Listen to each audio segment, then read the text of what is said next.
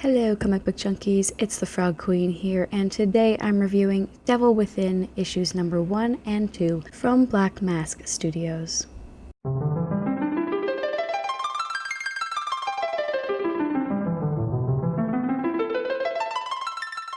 This is written by Stephanie Phillips and illustrated by Maan House, with colors by Dee Cunniffe, I'm probably saying that wrong, and letters by Troy Peteri.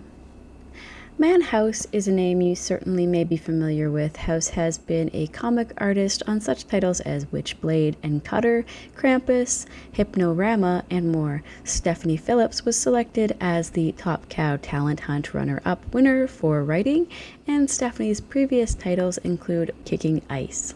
This is a horror comic that debuted in the month of horror, October, with issue number 2 having just been released on November 21st. Yours truly was late getting to this comic, as sometimes happens, but I know I'd eventually get to it. So the story begins with two newly engaged lovebirds entering their brand new home. Samantha and Michelle immediately start to have experiences in the home. Well, in particular, Michelle starts to have experiences while Samantha lives in a world of doubt and denial. How do I put this? Sam is basically an asshole. She's an unsupportive partner who doesn't even recommend to her fiance that maybe she should see a healthcare professional, which in my opinion would be the obvious choice if you didn't believe in ghosts and your fiance was going on about seeing them around the house and, possibly being possessed by one.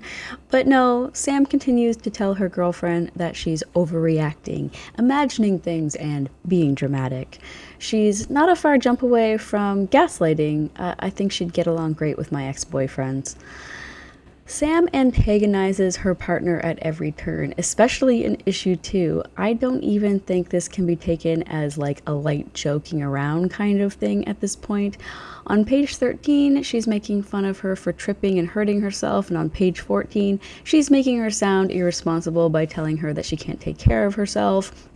And on page 16, she's making fun of her in her head when her partner's not even around.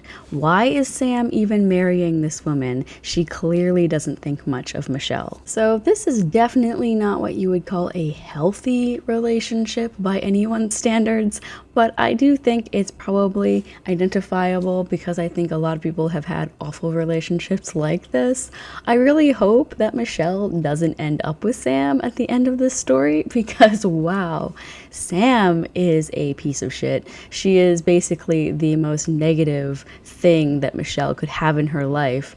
Who wants a partner like that? That's the horror story in this particular story. Bad partners.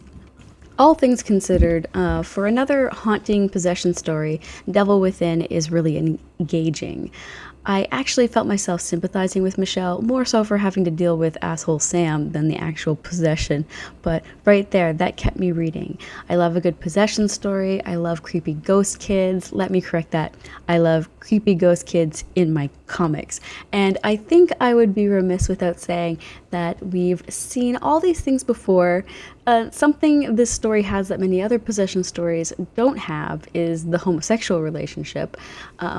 It's nice to have that diversity there, although it doesn't actually add anything to the story thus far. They don't really talk about how it's different to be in this homosexual relationship. It's never really addressed as being different from the norm, and that's because it's 2018, people.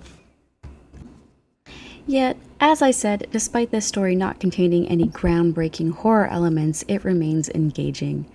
Well, I think that does it for this review. Devil Within is a 4-part mini-series, and you can get issue number 3 on January 2nd. Thank you so much for watching. Don't forget to subscribe to my channel, and check me out on Facebook, Instagram, and Twitter. And as always, until next time, read something good.